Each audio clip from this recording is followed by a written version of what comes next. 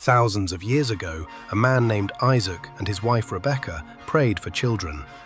God answered their prayers in a big way, with twins. But even before the babies were born, something unusual was happening.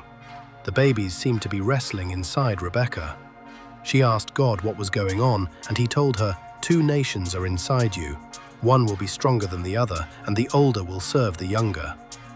When the babies finally arrived, the first one came out red and covered with fuzzy hair. They named him Esau, which means hairy. Right behind him came his brother, holding onto Esau's heel with his tiny hand. They named him Jacob, which means he grasps the heel. From the very beginning, these brothers were different. As they grew up, Esau became a skilled hunter who loved the outdoors. He would wake early, grab his bow and arrows, and head into the wilderness. He was strong, adventurous, and his father Isaac loved him best. Jacob was quieter and preferred staying near the family tents. He liked to cook and think things through. He was clever and careful, and his mother Rebecca loved him best. Two brothers, totally different, loved in different ways by different parents. This would matter more than anyone knew. In those days, the oldest son received something called a birthright, a double inheritance and the family leadership. Since Esau was born first, the birthright belonged to him.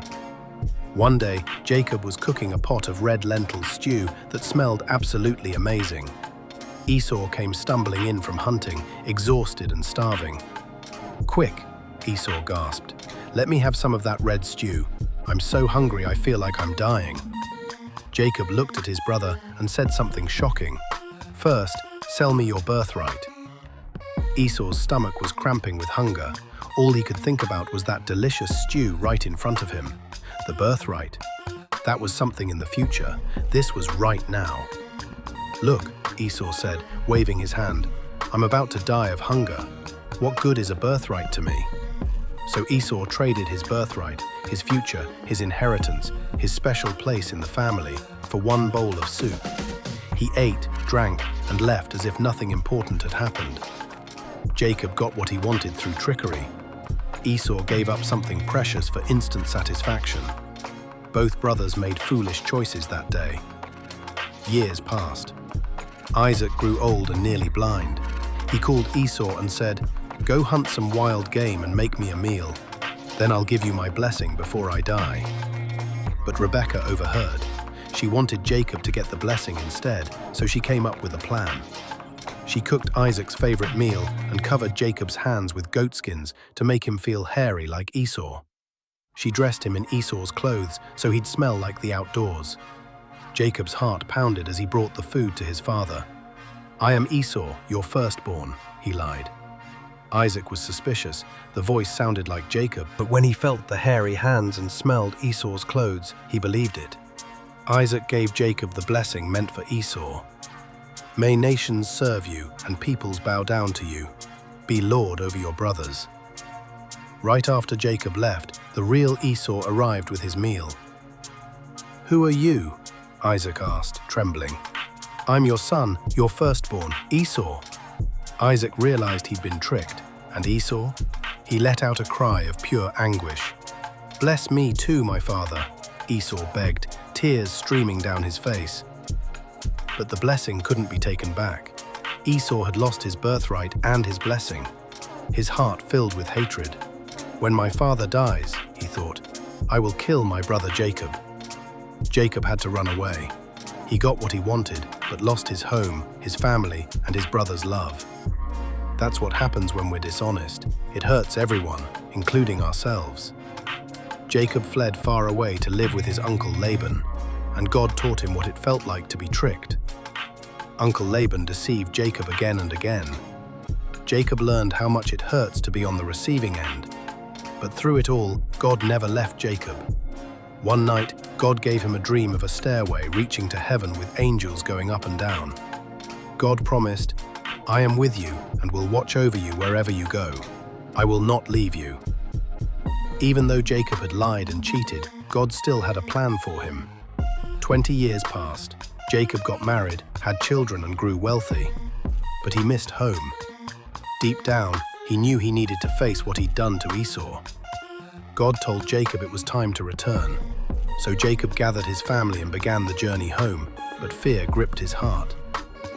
What if Esau was still angry? Jacob sent messengers ahead with gifts for Esau. They returned with terrifying news.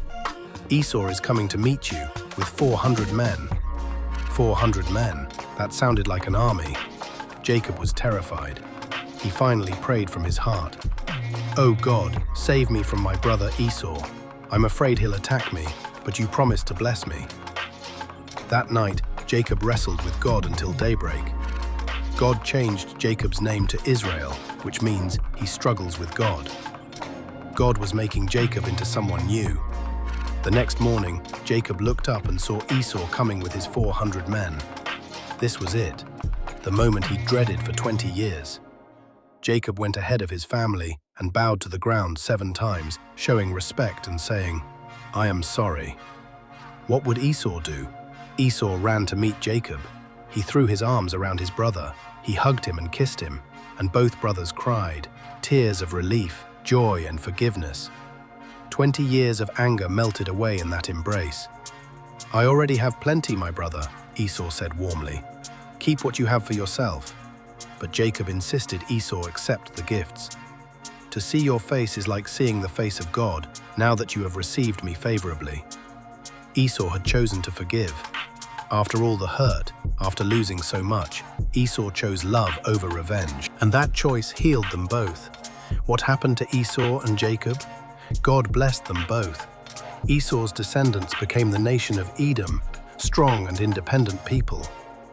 Jacob's 12 sons became the 12 tribes of Israel. From Jacob's family would eventually come Jesus Christ himself. God had a plan for both brothers all along. Even when they fought, even when they made terrible mistakes, God's plan kept moving forward. The story of Esau and Jacob teaches us important truths. God has a special plan for you. You don't have to be like everyone else. Esau and Jacob were completely different, but both were valuable to God. Make wise choices.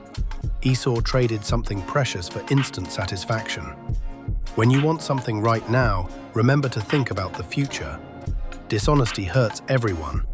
Jacob got the blessing through lies, but lost 20 years with his family. When we lie or cheat, we lose something more important: trust, relationships, and peace. Forgiveness is powerful. Esau could have held on to anger forever, but he chose love. Forgiveness doesn't mean what happened was okay. It means we choose peace over revenge, and that sets everyone free. God never gives up on us. Jacob made so many mistakes, but God stayed with him, taught him, and used him anyway. God's love doesn't depend on us being perfect. Maybe you fought with your brother or sister. Maybe you've made a choice you regret. Maybe someone hurt you and you're still angry. Remember Esau and Jacob.